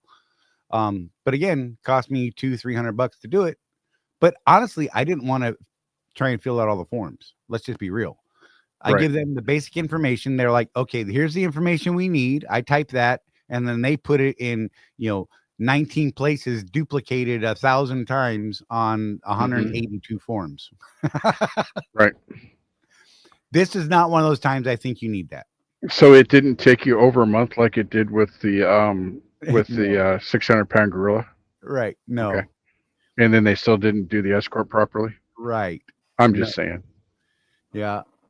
Look, you're gonna have some issues with any accounting service, but there's absolutely a reason why I do not like ATBS, which is what a lot of the mega carriers try and push it towards. Their customer service was just terrible, like beyond. It was okay while I was a sole proprietor, but once I started the process for an S corp, boy, the nightmares started happening. Right. Oh my goodness.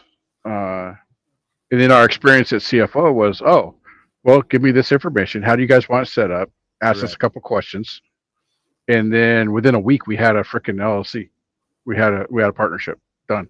Boom. Blindside There you said, go. I'm glad to be here. I got thick skin, so no worries. Always something new to learn in this industry. Absolutely. I try to learn something new every day, bro. I hope bro is okay. I don't know. Whatever. You could be a chick. I'll still call you bro. It don't matter. It's weird. What do you want from me? For all you know, that could be D. Snyder. Then you're really in trouble. I'm thinking Blindside's a black sheep, whatever. I'm just saying. Okay. In a sea of white sheep. It's not odd. Hey Stop man, it. I watched an episode of Kitchen Nightmares the other day, Yeah. and D. Snyder showed up with his Harley and helped a guy reopen his restaurant with a big promotion. Did you imagine that? Uh-huh. For those of you that don't know, front man for Twisted Sister. Apparently, he's a huge Harley guy.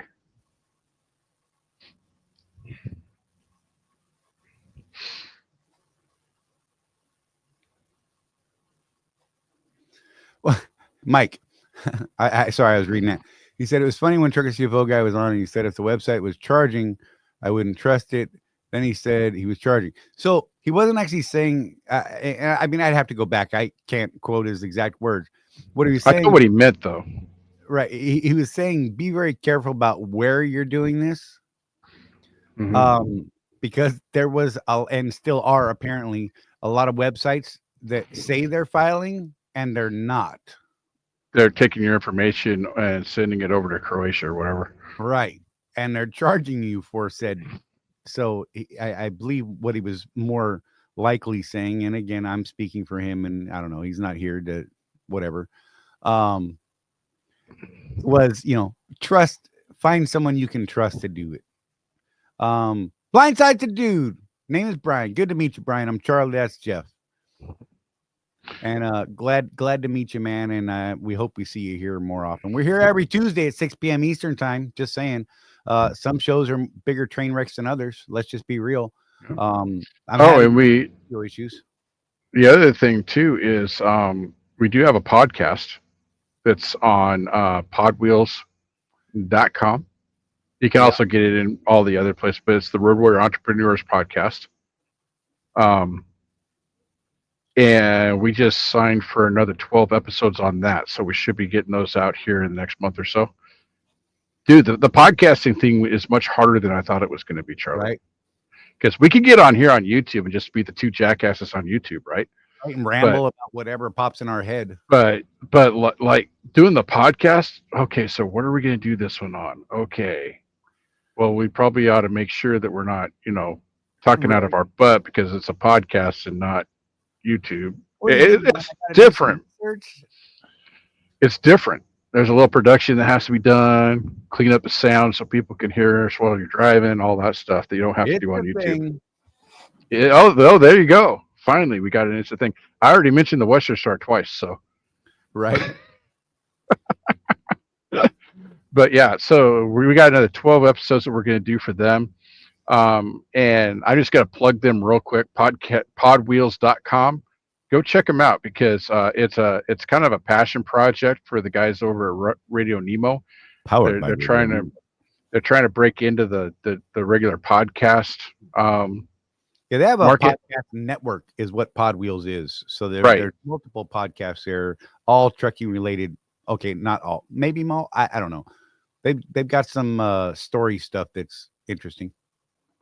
Yeah, it's silly. It's Jimmy Mac's serial that he does, and he does all the voices, by the way. Um,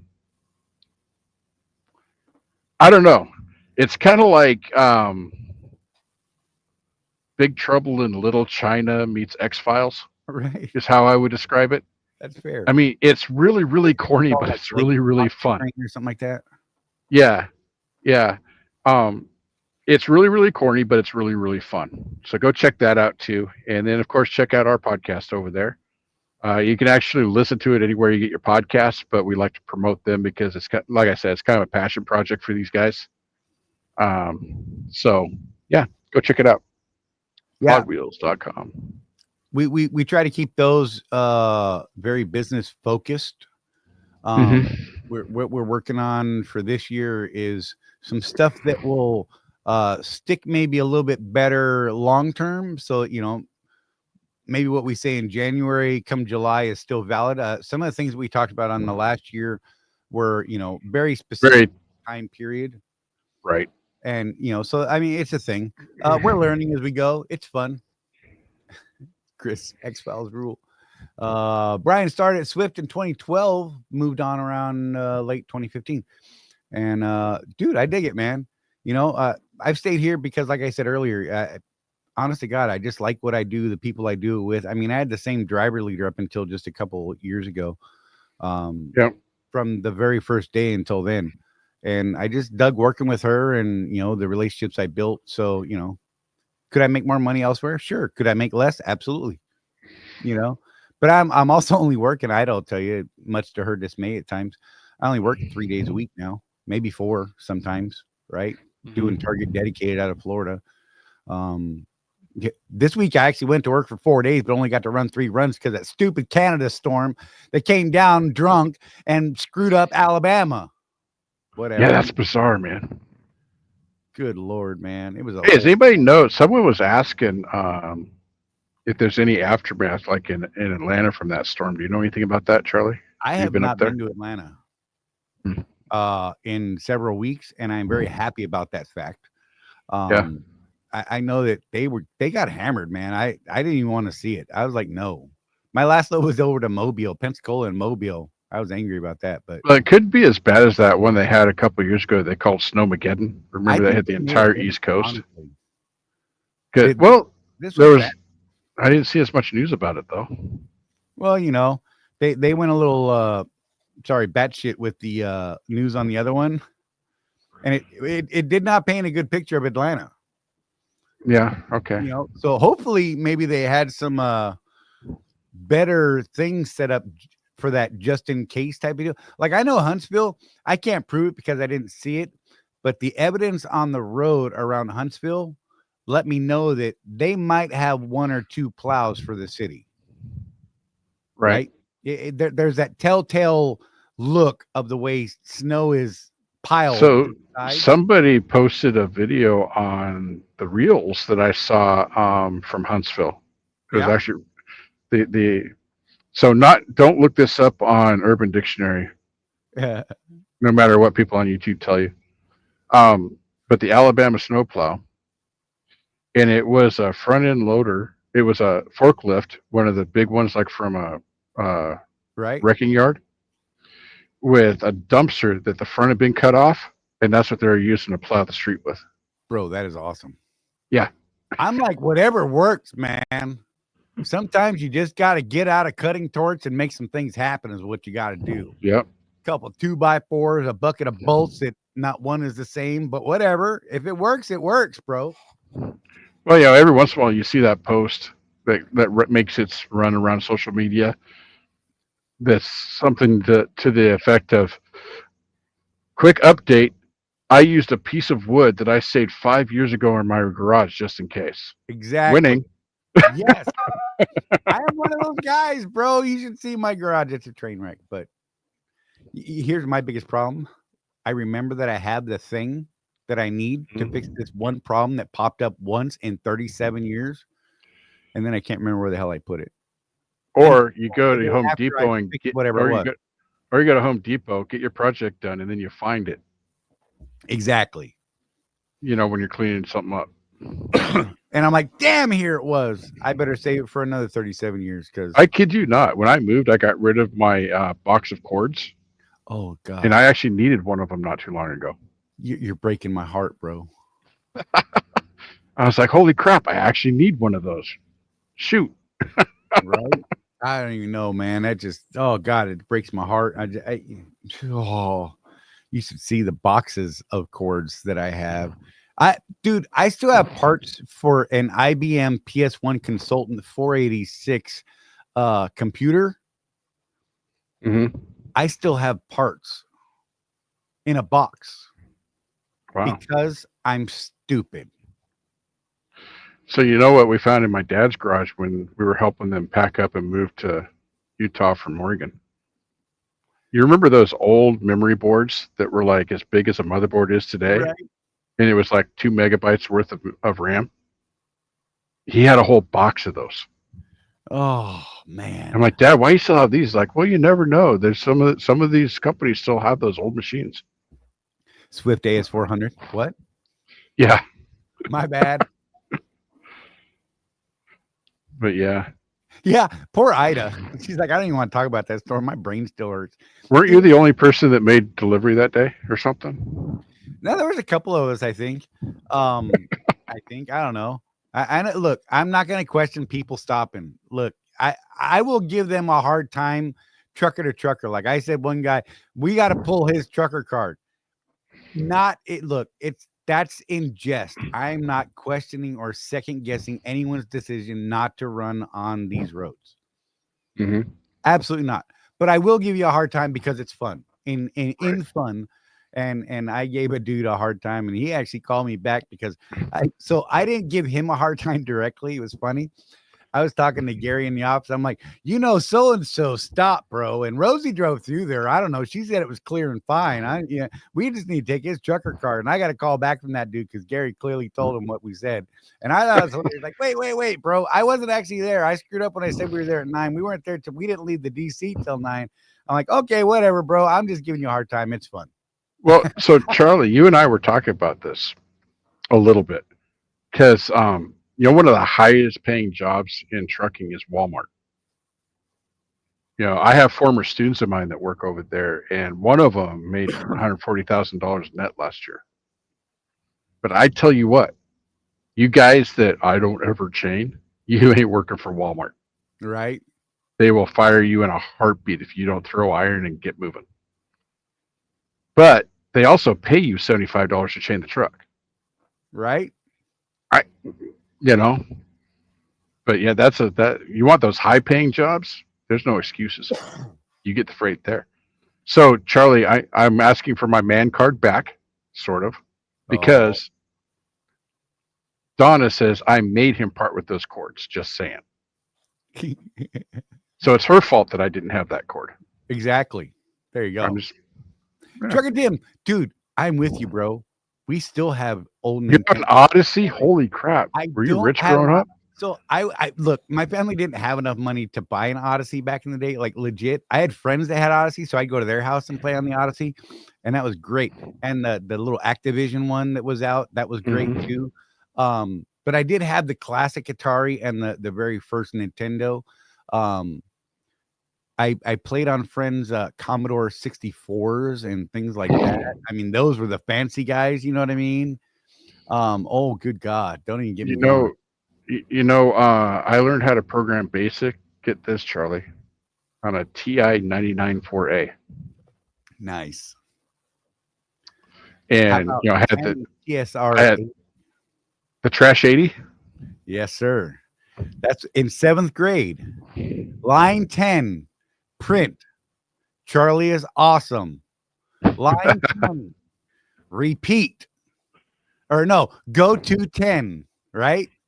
And then you get really fancy and put a colon or a semicolon. I can't remember which did what, but it would do all kinds of Charlie is awesome across the screen. It was great. Whatever. Do you remember when they used to publish magazines with code in them? Do you remember that?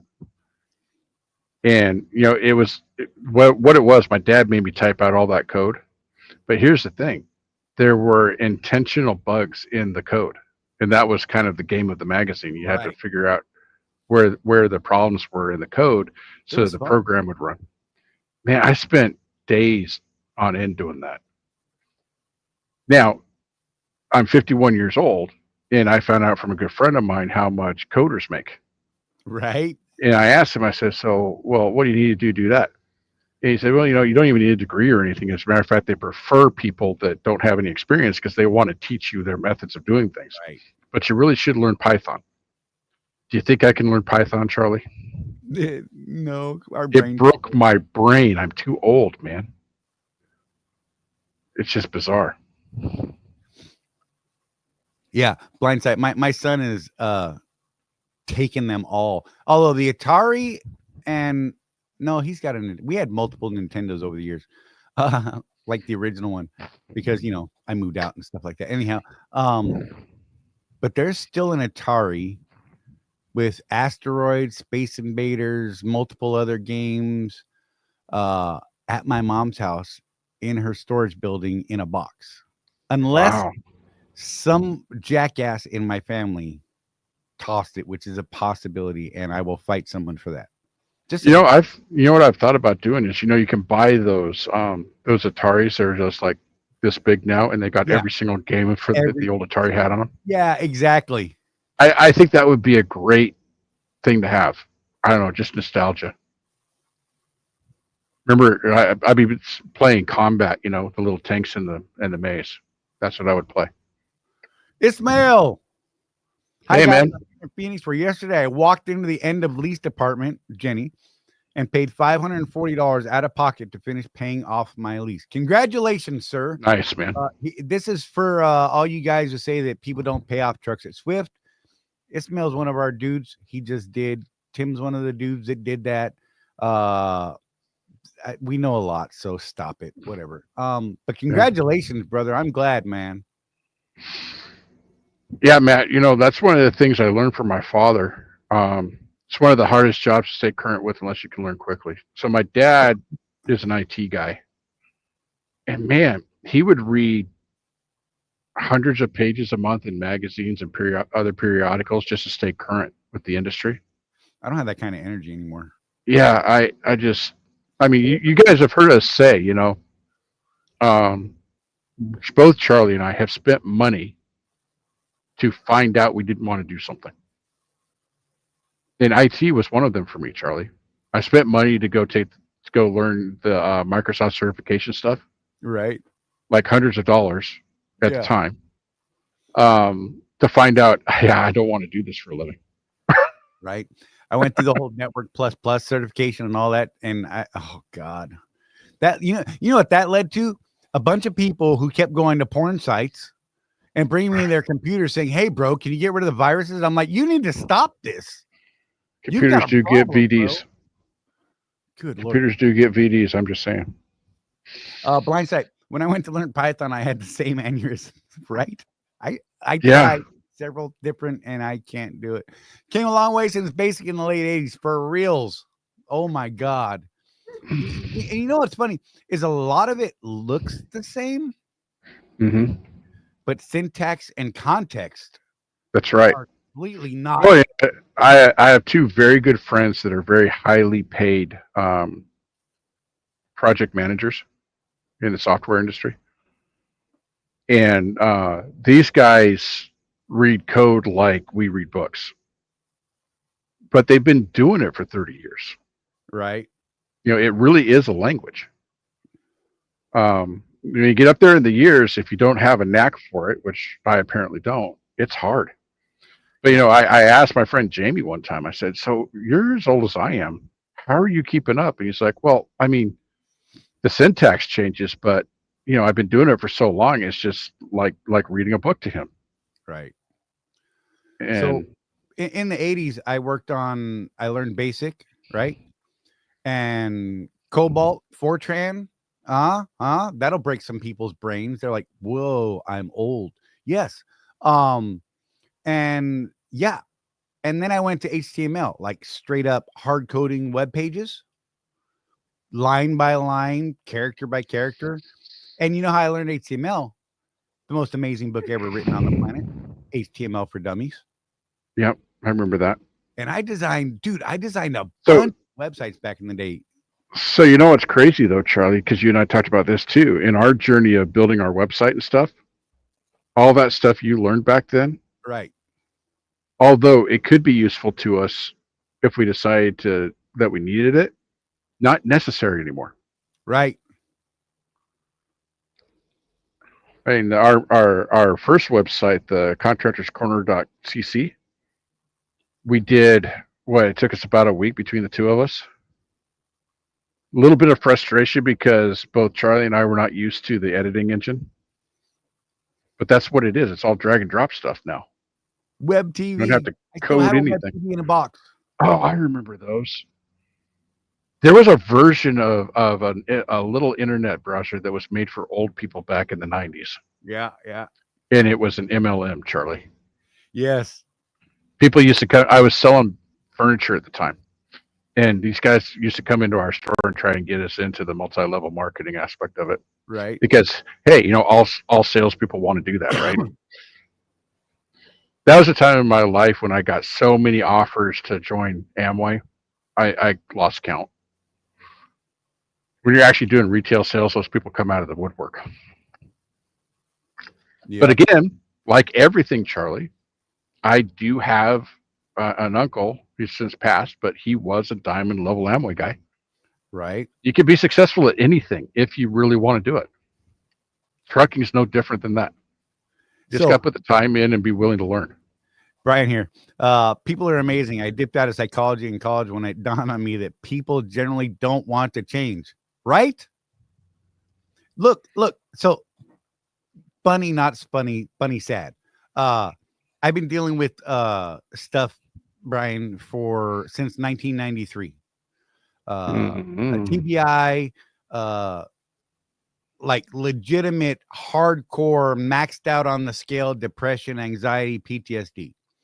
Not going to go off on that soapbox, but since 93, and I'm just now doing something about it in my life. Charlie gets absolutely mad at me when I suggest he reads a book instead of listening to it. That's how much he wants to change. Well, shut up, man. It's because I can't retain what I read. I'm just saying. I retain what I hear so much better. But yeah. So no, I get it. You know, change is hard. I don't like change either most of the time. Let's just be real. I don't think most people want to change. It takes something drastic or catastrophic, I guess. I don't know, to get a lot of us to change. So it's weird, man. I God Lord. But and then me trying to learn new things like, you know, Python or Perl, you know, to step back a little bit, right? Oh, good God, I could not do it. I don't have the faculty for that kind of learning anymore. I've just gotten so focused on, honest to God, numbers and business that I don't feel I have room in my database, my brain, for other stuff at this point. It's crazy, man. So Sean, he's an Herbalife guy. I like Herbalife. Fun fact, I used to do security on the estate of Catherine Hughes. Just saying. She's the widow of the guy that started Herbalife. So at our security station was all the pamphlets and samples. Nice. Brian, I should have taken up code and engineering like my dad, but I didn't enjoy it. One of the patents he got was for those smart meters on your house. Dude, right? if I was more, I don't want to say smarter, more intelligent, if I used my brain and actually thought things out younger in life, I probably would have done really well in engineering or coding or something like that. Right. Mm-hmm. But I feel I really truly feel there are exceptions to the rule. But I really feel like you need to start in that stuff young because it develops your brain down that path, and you can develop and build those synapses, you know, that you need to get firing in that direction. Once you go down another path, I think it's really hard to break those synapses and start a new thing. It's hard. It takes a lot of effort. And are you willing to put the effort into that? And we can translate that directly into this because we have people that come over here from every industry and decide, oh, well, I'm going to be a owner operator. I'm going to be a contractor in a trucking company. and they're keeping the old knowledge and the old ways of doing some things that don't translate or transfer properly. Mm-hmm. It's like a new language, Yeah. learning a language as a child is much easier than in your adult life, with the exception of those people that are just those language geniuses. So Yeah, I mean, I've said it before, not in every case, but I know quite a few doctors, lawyers, people like that, stockbrokers right. I've met. I couldn't say that they were any smarter than me. Not really. But man, do they have a drive and a passion for what they do. Right. I believe that with very few exceptions, I mean, that they're like I have a son with severe ADHD. He's probably not going to be a doctor. But other than things like that, I think it really just comes down to passion. Do you want to do the thing? And are you willing to do what it takes to do that thing? Right. That's what it is. Trucker Tim, tonight's the last episode, huh? I'm really digging Skeleton Crew, Charlie. Yeah. Yeah, it makes up for the Acolyte, Nice. I think. And it's a good one to watch with the kids because it's kids in space in the Star Wars universe, so it's a lot of fun. Oh man, Jeff. So I'm going to segue and I'm going to call you out, Charlie, because I want you to do this thing that you're going to do. God, here we go. So since we've talked a little bit about Charlie's journey, we're going to be doing some things outside of this in the next year. I'm not going to commit to when we're going to start this, but we're going to have our own YouTube channels. And I'm going to follow my passion, and that is the mindset thing that you guys, especially that have been following me on the school and before that, the Mighty Network stuff. I'm going to be following that part of what I just love. I love success stuff and the mindset stuff. And Charlie's going to get into the mental health aspects from his experience. And I think that right there, man, we've got a lot of combat veterans that drive trucks, Charlie. It's therapeutic, and it's a thing. I think it's a very underserved community, and with your experiences and the way you explain things, I think you're going to be able to impact some people with that. So we're expanding what we do. One of the things that I've loved about Charlie making me do this, because literally I came into it kicking and screaming, Charlie, if you remember, is now that I'm more comfortable doing this sort of stuff. I like doing it. So we're going to be branching off a little bit. Nothing's going to change for Contractors Corner, but I just wanted everybody to know that if you're interested in more deep dive stuff in the business of success, I'll be starting a YouTube channel on that. If you want to deep dive into the mental health aspect of life, Charlie's going to be doing that, and we're going to be working together on that stuff. But yeah, we're kind of excited. I am excited about that. Charlie, are you excited about that? I am, and look, it's an extension of my therapy. Me talking about this, and I had some people approach me after a short video I did a while back, and I had several people that really touched me because apparently I touched them. No jokes here. And possibly saved someone's life. And that is more important to me than, gosh, just about anything. Anyhow, I'm going to go to Trucker Tim here because I think this is important. Trucker Tim, speaking of health, I've got my first colonoscopy scheduled for next Monday. Tim, don't fear the colonoscopy, bro. I'm telling you, like for me, it sucked. I mean, I dreaded going in there, but I had all these stomach issues and things, and they wanted to make sure I didn't have cancer and all this kind of nonsense. And the worst part of the entire experience was I had to drink this gallon of god awful watery mixed stuff that was supposed to be flavored that was just horrible. That turned the stuff that came out the backside to clear water. Just saying, by the end of it, it was clear water. You couldn't tell it from what was coming out of the tap in the sink. Wow. The colonoscopy itself was not uncomfortable. They put me to sleep, man. I woke up right at the end. I'm like, hey, wow, check that out. I was looking at the inside of my guts. It was kind of neat. They told me to shut up because they kept screwing up. Is that my butt? Yeah, right. I'm like, what's that? They're like, that's a polyp, bro. They called me a polyp farmer. I'm like, oh, fantastic. So I actually have to go back again in, I think, 3 years from when I did that one. I don't know. They'll remind me. Trust me. They're not going to let me slide out of that. See what I did there. Anyhow. Yeah, I had a scare a couple of weeks ago. Donna made me go to the hospital. Had the old shortness of breath, left arm ache, and all that stuff. And they did the MRI. Charlie, have you ever had that done? Yep. When they do the contrast stuff, it makes you feel like you're peeing your pants. Right. That was interesting. Yeah. Exactly, Kim. Don't dread the procedure, but dread the prep. That's legit, bro. Don't you dare leave your house beforehand. I'm telling you right now. Until it's time, don't leave, bro, because you will be sad. And you can tell me the story, and you and I can laugh together. I'm just saying.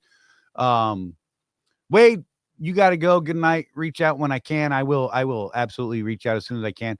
Just don't hold me to a specific time frame. I will try and do my best to get to some of this stuff this week. Jeff, with that note, let's wrap this thing, man. We've been running actually All right. over 2 hours. Nice. Okay. All right. Peoples, keep the rubber side down, and remember, with no action, there is no traction. Yay. Exactly. Blind sight. Brian, getting old is so much fun. On that, you guys look after each other. No one's out here looking after us but us. You know what? Don't get your camera out. Get yourself out of the truck. Help a guy out. Be a good person. And we'll see you guys here next week, 6 p.m. Eastern time on Tuesday, like every week. And we're going to do this thing, and I'm going to push a button, and we're going to be out. Be safe, guys.